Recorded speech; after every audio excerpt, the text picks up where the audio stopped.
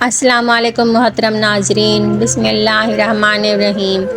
تو آج ہم آپ کے ساتھ بیان کریں گے کہ حضرت یوسف علیہ السلام بادشاہ کیسے بنے۔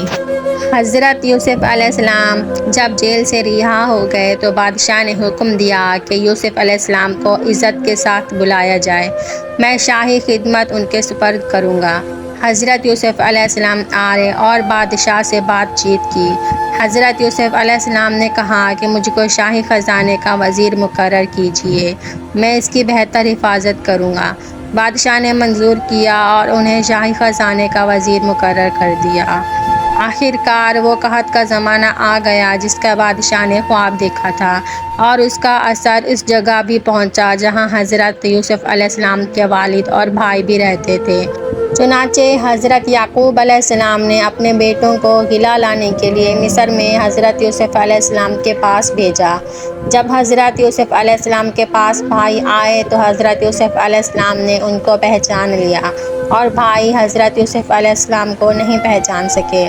حضرت یوسف علیہ السلام نے ان کو گلہ دیا اور کہا کہ اگلی دفعہ آؤ تو اپنے دوسرے بھائی کو بھی ساتھ لے کر آنا، ورنہ میں تم کو گلہ نہیں دوں گا۔ اور اپنے ملازمین سے کہہ دیا کہ جو قیمت انہوں نے گلہ کی دی ہے وہ بھی چپکے سے ان کے سامان میں رکھ دو تاکہ وہ پھر مصر آئیں۔ جب یہ لوگ اپنے شہر کنعان پہنچے تو اپنے باپ حضرت یعقوب علیہ السلام سے کہا کہ ابا جان، اب کہ ہمارے ساتھ بھائی کو بھیجیے، ورنہ ہم کو گلہ نہیں ملے گا اور ہم اس کی خوب حفاظت کریں گے۔ جب انہوں نے اپنا اسباب کھولا اور اس میں ساری رقم دیکھ کر بہت خوش ہوئے، پھر باپ سے کہا کہ دیکھیے، شاہ مصر نے ہماری رقم بھی واپس کر دی ہے، آپ ہمارے ساتھ بھائی کو ضرور کر دیں، ہم خوب حفاظت کریں گے اور ہم کو سامان بھی زیادہ ملے گا۔ حضرت یعقوب علیہ السلام نے کہا کہ جب تک تم اللہ کا عہد مجھ کو نہ دو کہ اس کی حفاظت کرو گے اور اس کو سب کے ساتھ رکھو گے، اس وقت تک میں اس کو تمہارے ساتھ نہیں بھیجوں گا۔ آخر کار سب بھائیوں نے عہد کیا۔ حضرت یعقوب علیہ السلام نے ان کو نصیحت کی کہ تم سب ایک دروازہ سے داخل مت ہونا۔ آخر جب یہ سب علیحدہ علیحدہ دروازوں سے داخل ہوئے تو حضرت یوسف علیہ السلام نے اپنے سگے بھائی بنیامین کو بتایا کہ میں تمہارا سگا بھائی ہوں اور میں تم کو اپنے پاس رکھوں گا۔ آخر جب ان سب کا سامان تیار ہو گیا تو حضرت یوسف علیہ السلام نے اپنا ایک برتن اپنے سگے بھائی کے سامان میں چپکے سے رکھ دیا، اور اعلان ہوا کہ شاہی کٹورا گم ہو گیا ہے، جس نے لیا ہے وہ دے دے، اس کو 1 اونٹ گلہ انعام میں دیا جائے گا۔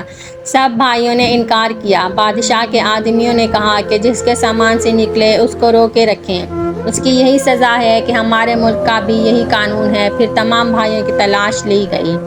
آخر یامین کے سامان میں سے وہ کٹورا نکلا۔ اس طرح حضرت یوسف علیہ السلام نے اپنے بھائی یامین کو اپنے پاس روک لیا۔ بھائیوں نے دیکھا تو کہنے لگے اس کا بھائی بھی چور تھا۔ حضرت یوسف علیہ السلام نے سب کچھ سنا اور خاموش رہے۔ اب سب بھائیوں نے مل کر حضرت یوسف علیہ السلام سے درخواست کی کہ اس کا باپ بہت بوڑھا ہے، اس پر رحم کھا کر اسے چھوڑ دیجیے اور اس کی جگہ ہم سے کسی کو پکڑ لیجیے۔ حضرت یوسف علیہ السلام نے فرمایا، اللہ کی پناہ، جو چور کو چھوڑ کر بے گناہ کو پکڑے۔ جب یہ لوگ بالکل مایوس ہو گئے تو سب نے مل کر مشورہ کیا کہ اب کیا کرنا چاہیے۔ تو سب سے بڑے نے کہا، تم نے اللہ کی قسم کھا کر اپنے باپ کو یقین دلایا تھا کہ اس کو ضرور واپس لاؤ گے، پھر یوسف کے ساتھ ہم نے جو حرکتیں کی وہ تم سے چھپی نہیں ہیں، اس لیے میری تو ہمت نہیں کہ باپ کو منہ دکھاؤں یا خود حاضر ہونے کی اجازت دیں یا اللہ کوئی دوسری صورت پیدا کر دے تو اور بات ہے، تم لوگ جاؤ اور جو کچھ ہوا ٹھیک ٹھیک اپنے باپ سے بیان کر دو۔ اگر وہ اپنی تسلی کرنا چاہیں تو اس گاؤں کے لوگوں سے پوچھ لیں کہ جہاں ہم ٹھہرے تھے، اور اس قافلہ سے معلوم کر لیں جس کے ساتھ ہم آئے ہیں۔ اس مشورے کے بعد یہ لوگ گھر پہنچے اور والد صاحب کو تمام قصہ سنایا۔ انہوں نے سنتے ہی فرمایا، تمہارے دلوں نے یہ بات گھڑ لی ہے، بہرحال صبر اچھا ہے، امید ہے کہ اللہ ہم سب کو ایک جگہ جمع کر دے گا، وہی خوب جانتا ہے کہ یہ کیا ہو رہا ہے۔ اور ان سے دوسری طرف رخ کر لیا۔ حضرت یوسف علیہ السلام غم سے ان کی آنکھیں سفید ہو گئی تھیں۔ یوسف کے بھائیوں نے کہا، ابا جان، آپ تو یوسف کو یاد کرتے ہوئے گھل جائیں گے اور جان دے دیں گے، انہوں نے فرمایا میں اپنی شکایت تو اللہ سے کرتا ہوں اور میں ایسی باتیں جانتا ہوں جن کی تمہیں خبر نہیں۔ جاؤ یوسف اور اس کے بھائی کی تلاش کرو، وہ مصر ہی میں کہیں نہ کہیں مل جائیں گے، اللہ کی رحمت سے نا امید ہونے کی کوئی وجہ نہیں۔ اب ایک بار پھر سب بھائی مل کر مصر کی طرف روانہ ہوئے۔ یوسف علیہ السلام سے گھر والوں کی بری حالت بیان کی اور کہا کہ ہم اپنے ساتھ بہت تھوڑا سامان لائے ہیں، مگر چاہتے ہیں کہ آپ پورا گلا دیں۔ حضرت یوسف علیہ السلام نے اپنے گھر کا یہ حال سنا تو بے تاب ہو گئے، ان سے رہا نہ گیا اور انہوں نے اپنے بھائیوں سے کہا تم جانتے ہو کہ تم نے یوسف اور اس کے بھائی کے ساتھ کیا کیا ہے؟ بھائیوں نے نہایت تعجب اور حیرانگی سے پوچھا کہ کہیں آپ ہی تو یوسف نہیں؟ آپ نے فرمایا ہاں میں ہی یوسف ہوں اور یہ میرا بھائی ہے۔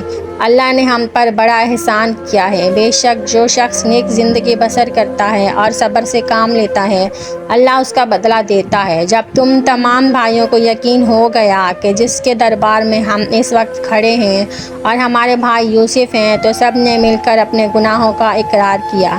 آپ نے فرمایا تم کوئی فکر نہ کرو، تم پر کوئی الزام نہیں، اللہ تمام گناہوں کو معاف کرے، وہی سب سے زیادہ رحم کرنے والا ہے۔ جاؤ میرا کرتا میرے باپ کے چہرے پر ڈال دو، ان کی بینائی واپس لوٹ آئے گی اور پھر سب کو یہاں لے آؤ۔ ادھر قافلہ مصر سے روانہ ہوا اور ادھر حضرت یعقوب علیہ السلام نے اپنے گھر والوں کو یہ خوشخبری دی کہ مجھے یوسف علیہ السلام کی خوشبو آ رہی ہے۔ انہوں نے سنا تو کہا کہ تمہارے سر پر ہی ایک خبر سوار ہے۔ آخر قافلہ آ گیا۔ حضرت یوسف علیہ السلام کا کرتا ان کے سامنے رکھ کر تمام حالات سنائے تو انہوں نے گھر والوں سے کہا دیکھو میں نے تم سے نہیں کہا تھا۔ آخر سب بیٹوں نے مل کر آپ سے گناہ کی معافی مانگی اور مصر چل دیے۔ حضرت یوسف علیہ السلام سے ملاقات ہوئی تو انہوں نے باپ کو اپنے پاس ٹھہرایا اور کہا خدا چاہے تو مصر میں امن اور آرام کے ساتھ رہے۔ پھر ان کو اپنے ساتھ تخت پر بٹھایا، سب کے سب بھائی شاہی آداب بجا لائے۔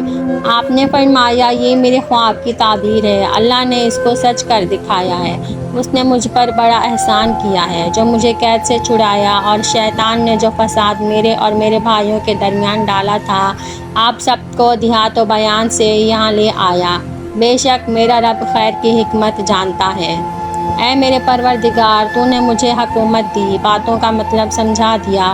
اے زمین و آسمان کے پیدا کرنے والے خدا تو ہی دنیا اور آخرت میں میرا کام بنانے والا ہے، مجھے مسلمان ہی مارنا اور نیک بندوں کے ساتھ ملانا۔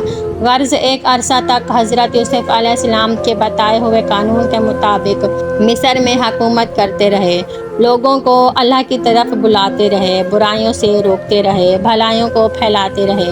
ملک مصر کو اچھائیوں سے بھر دیا اور بالآخر اللہ کے پاس چلے گئے، یعنی آپ کی وفات ہو گئی اور آپ مصر میں دفن ہیں۔